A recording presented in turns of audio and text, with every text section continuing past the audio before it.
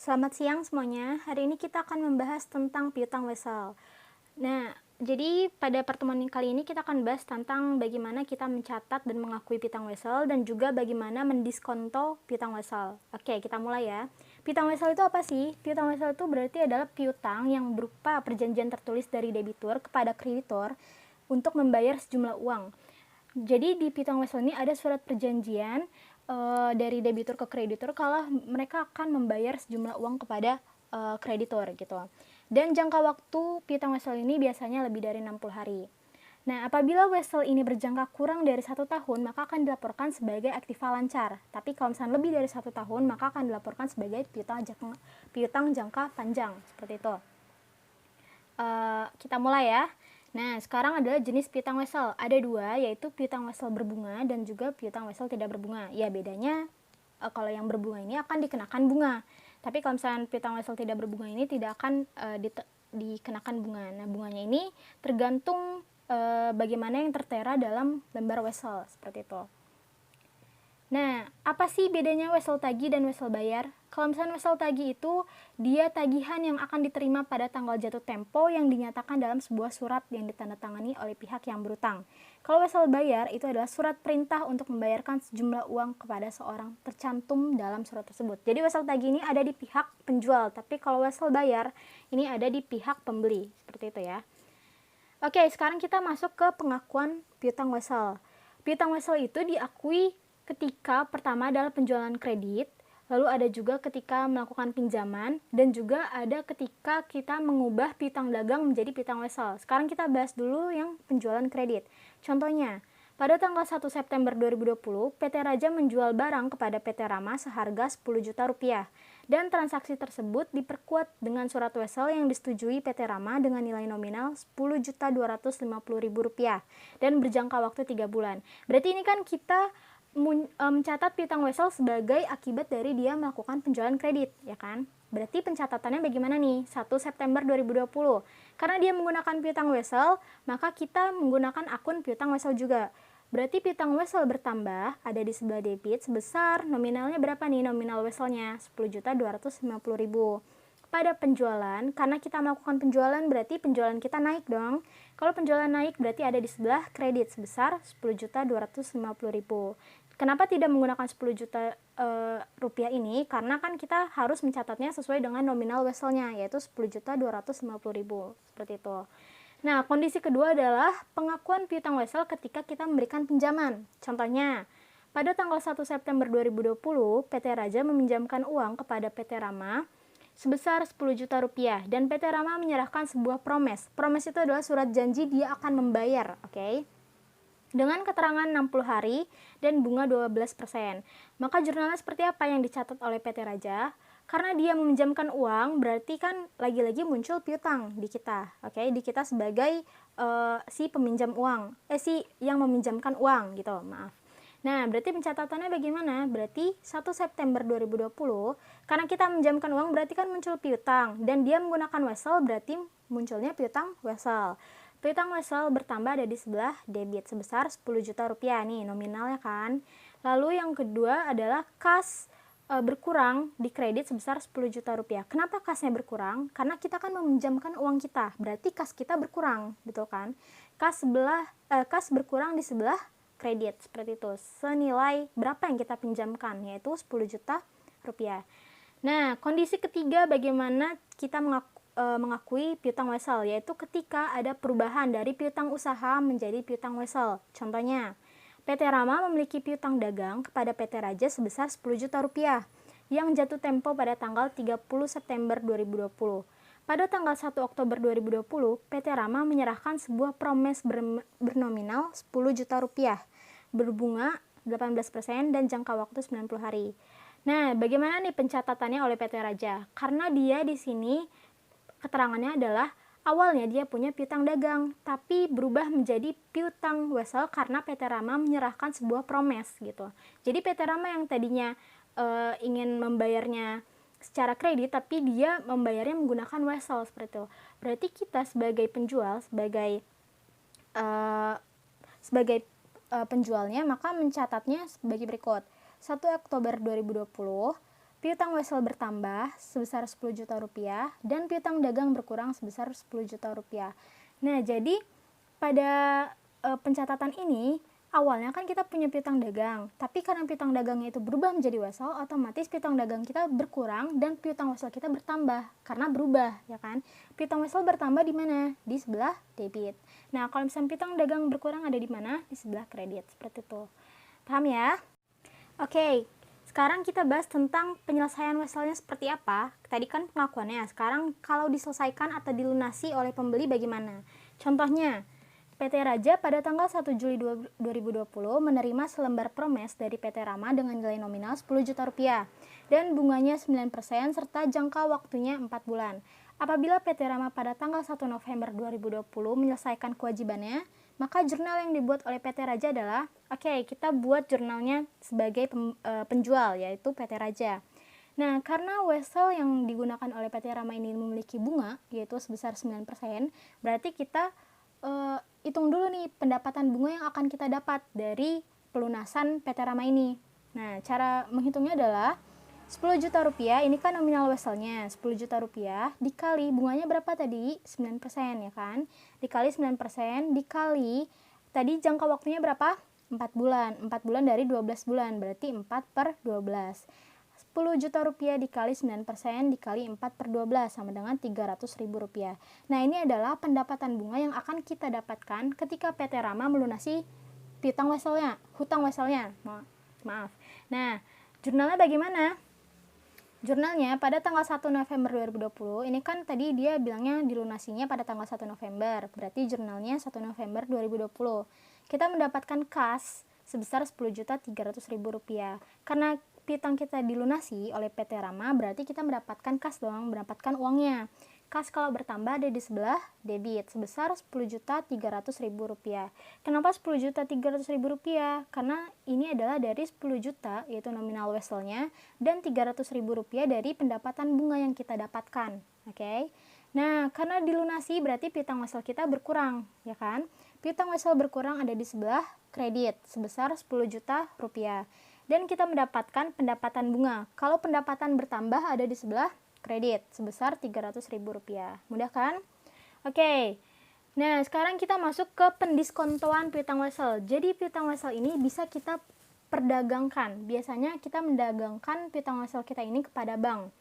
Maksudnya gini. Jadi alurnya ini seperti ini. Pembeli kita nih akan mengirimkan surat wesel ke kita sebagai penjual.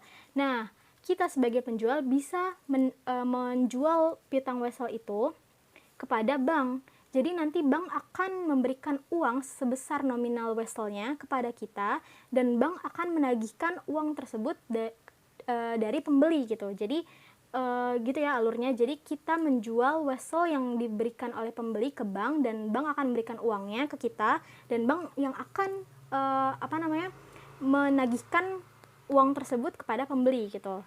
Paham ya?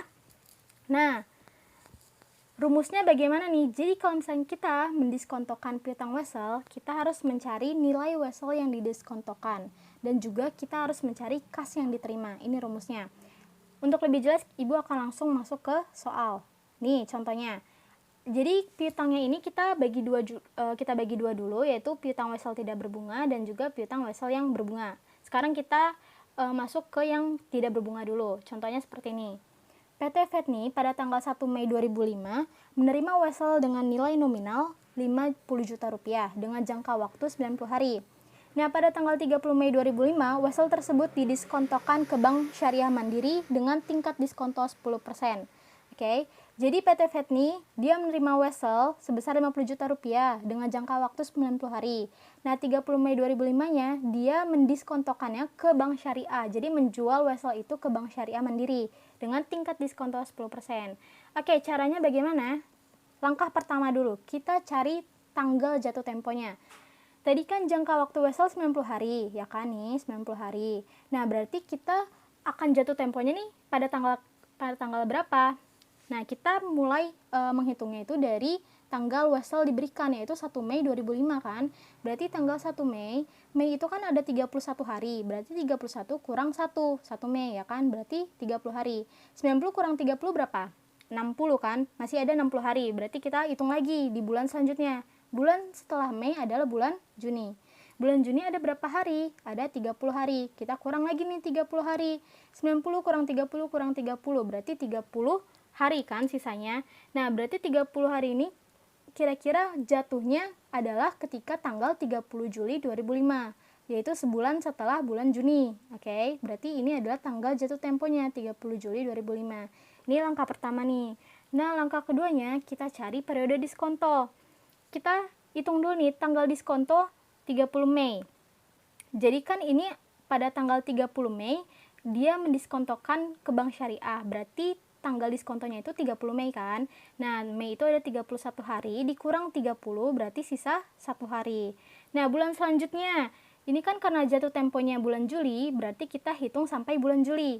Bulan setelah Mei, bulan apa? Bulan Juni kan. Nah, Juni ada berapa hari? Ada 30 hari. Kita hitung nih 30 hari. Nah, Juli kita jatuh tempo pada tanggal 30 Juli. Berarti ada berapa hari?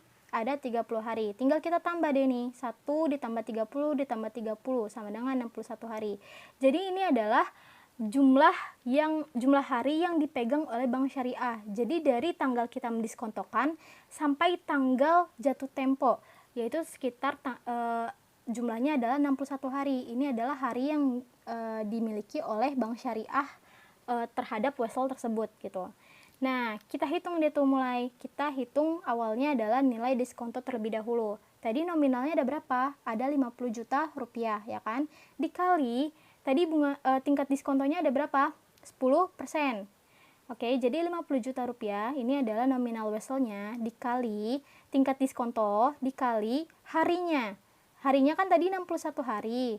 Total hari dalam 1 tahun 360, berarti 50 juta rupiah dikali 10% dikali 61 per 360 sama dengan 847.220 rupiah. Oke, ini adalah nilai diskontonya. Tapi yang kita catat adalah jumlah kas yang diterimanya. Bagaimana cara kita mencari kas yang diterima? Berarti caranya adalah jumlah nominal wesel dikurang nilai diskontonya. 50 juta rupiah dikurang, tadi berapa nilai diskontonya? 847.220 ribu. Oke, berarti sisanya adalah 49.152.780. Nah, ini adalah yang kita catat sebagai PT FED nih, sebagai orang yang mendiskontokan ke bank syariah gitu. Jadi ini pencatatannya di pihak kita sebagai PT FED nih ya. Nah, bagaimana cara mencatatnya? Kas bertambah sebesar 49.152.780 dan beban bunga sebesar 847.220. Kenapa kasnya senilai ini bukan senilai 50 juta? Karena kalau kita mendiskontokan piutang wesel ke bank manapun, kita akan dikenakan yang namanya beban bunga. Jadi, kas yang kita terima itu tidak mungkin sebesar nominal awal weselnya, tapi sudah harus dikurangi dengan beban bunga yang harus kita tanggung, seperti itu. Jadi kasnya sebesar 49.152.780 rupiah. Nah, beban bunganya berapa nih yang kita tanggung? Beban kalau bertambah ada di sebelah debit kan. Tadi beban bunganya berapa? 847.220 ya kan. Berarti beban bunganya 847.220. Nah, sekarang kreditnya berapa? Kreditnya akun yang kita gunakan adalah wesel yang didiskontokan. Karena kita mendiskontokan wesel, berarti muncul akun ini di sebelah kredit. Kalau misalnya bertambah, dia ada di sebelah kredit sebesar 50 juta rupiah. Ini adalah nominal awal weselnya, ya kan? Mudah kan? Oke. Oke, kalau tadi adalah pendiskontoan piutang wesel yang tidak berbunga. Nah, sekarang bagaimana nih kalau misalkan piutang tersebut berbunga? Contohnya, PT FED nih pada tanggal 1 Mei 2005 menerima wesel dengan nilai nominal 50 juta rupiah. Jangka waktunya 90 hari dengan bunga 12%. Ini bunga weselnya ya. Dan pada tanggal 30 Mei 2005, wesel tersebut didiskontokan ke Bank Syariah Mandiri dengan tingkat diskonto 10%. Oke, kita pertama cari dulu tanggal jatuh temponya. Karena kan belum diberitahu nih di sini di soal tanggal jatuh temponya kapan, berarti kita cari. Tadi kan jangka waktu wesel 90 hari, berarti jatuh temponya kapan nih? Jangka waktu wesel 90 hari, ya kan? Nah, tanggal weselnya 1 Mei, karena kan tadi PT FED nih menerima weselnya tanggal 1 Mei, berarti tanggal weselnya itu 1 Mei, Nah, pada bulan Mei ada 31 hari, ya kan? Coba kalian lihat kalender, pasti ada 31 hari. 31 dikurang 1 sama dengan 30 hari. 90 kurang 30, 60 hari. 60 hari berarti kan masih ada sekitar 2 bulan lagi. Nah, kita coba cari lagi nih. Kalau misalkan belum pas. Nah, berarti bulan setelah Mei, bulan Juni, ya kan? Bulan Juni ada berapa hari? Ada 30 hari. Kita masukin yang 30 hari. 90 kurang 30 kurang 30 ada 30 hari. Berarti udah 1 bulan nih. Nah, berarti kira-kira jatuh temponya kapan? Berarti kira-kira jatuh temponya itu pada tanggal 30 Juli 2005 gitu. Jadi kalian cari tanggal jatuh temponya dari durasi waktunya ini 90 hari kan. Berarti tanggal jatuh temponya itu kapan kalian cari. Nah, setelah kita mendapatkan tanggal jatuh tempo 30 Juli 2005, kita cari periode diskontonya. Tadi kan dia mendiskontokannya pada tanggal 30 Mei. Berarti tanggal diskontonya 30 Mei dong. Nah, pada bulan Mei ada 31 hari. Berarti 31 dikurang 30 sama dengan 1 hari. Nah, karena kita tadi sudah mencari tanggal jatuh tempo, ternyata dia jatuhnya pada tanggal 30 Juli, berarti kita cari periode diskontonya ini sampai bulan Juli. Oke, dari tanggal diskonto sampai bulan Juli, yaitu pada jatuh temponya. Oke, sekarang bulan Juninya nih. Bulan Juni dulu. Ada 30 hari kan? Kita masukin nih 30 hari. 1 ditambah 30, 31 ya kan? Nah, pada bulan Juli karena jatuh temponya tanggal 30 Juli berarti ada 30 hari, ya kan? Berarti 1 ditambah 30 ditambah 30 sama dengan 61 hari. Ini adalah jumlah hari wesel yang dipegang oleh Bank Syariah Mandiri. Jadi Bank Syariah Mandiri ini memegang wesel tersebut selama 61 hari. Karena kan weselnya itu didiskontokannya baru tanggal 30 Mei.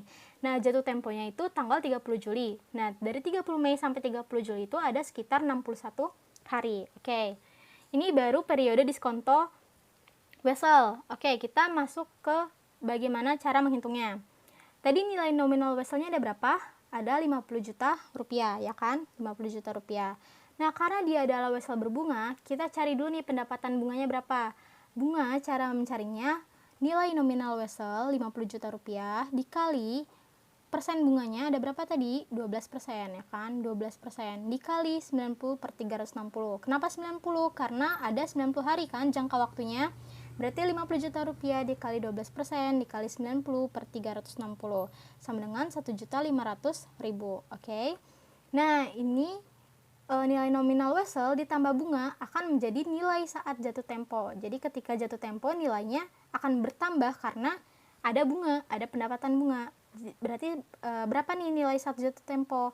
Saat jatuh tempo berarti 50 juta rupiah ditambah 1.500.000 rupiah sama dengan 51.500.000 rupiah. Nah, ini baru nilai saat jatuh tempo, nilai weselnya. Tapi kita harus cari dulu nih nilai diskontonya, karena kan kita mendiskontokan wesel tersebut ke bank. Berarti kita harus cari nilai diskontonya. Berarti sama dengan nilai wesel, nih nilai wesel 51.500.000, karena kan tadi sudah ditambah bunga, dikali, tadi tingkat diskontonya berapa? 10%, berarti dikali 10%, dikali 61 per 360, karena kan tadi jumlah hari yang sudah kita cari untuk bank itu ada 61 hari, ya kan? Ini periode diskonto, berarti 61 per 360. Hasilnya berapa? 872.637 rupiah. Ini adalah nilai diskonto. Nah, kita sebagai PT Vet nih, ketika ingin mencatatnya, kita harus tahu nih kas yang akan kita terima berapa. Karena tidak mungkin kas yang kita terima itu sejumlah nilai nominal awal. Karena kan kita mendiskontokan mendiskontokan wesel tersebut ke bank. Berarti kita harus membayar bunga bank. Maksudnya jadi kayak upah untuk bank gitu loh, karena kita sudah mendiskontokan wesel. Jadi kas yang kita terima pasti kurang dari nilai nominal awal wesel gitu. Nah, berarti kas yang diterima berapa? 51.500.000, ini nilai nominal awal wesel, dikurang nilai diskonto yang sudah kita cari ini. Berarti 51.500.000 dikurang 872.637. Hasilnya sama dengan 50.627.363. Ini berarti kas yang PT Vet nih terima karena mendiskontokan weselnya, oke. Nah, pencatatannya bagaimana? Kas bertambah sebesar 50.627.363, oke. Nah, pendapatan bunga kita juga mendapatkannya karena kan ini adalah wesel berbunga, jadi kita tetap dapat pendapatan bunga, tapi tidak sebesar 1.500.000. Kenapa? Karena ada nilai diskonto. Jadi 1.500.000 dikurang nilai diskontonya 872.637 sama dengan 627.363. Jadi pendapatan bunganya pun kita harus menguranginya dengan nilai diskonto gitu. Jadi pendapatan bunganya tidak kita ambil full gitu. Nah, pendapatan bunga bertambah ada di sebelah kredit. Nah, akun yang muncul karena kita mendiskontokan wesel adalah wesel yang didiskontokan sebesar 50 juta rupiah. Ini adalah nominal awal wesel, oke? Berarti jadi jurnalnya kas di debit pada pendapatan bunga di kredit dan pada wesel yang didiskontokan di kredit. Jangan lupa kas yang kita terima dan juga pendapatan bunga yang kita terima harus dikurang terlebih dahulu dengan nilai diskontonya. Paham ya? Sampai sini. Kalau misalkan ada yang masih bingung dan masih kurang jelas penjelasannya, kalian bisa bertanya di Google Classroom, oke? Terima kasih.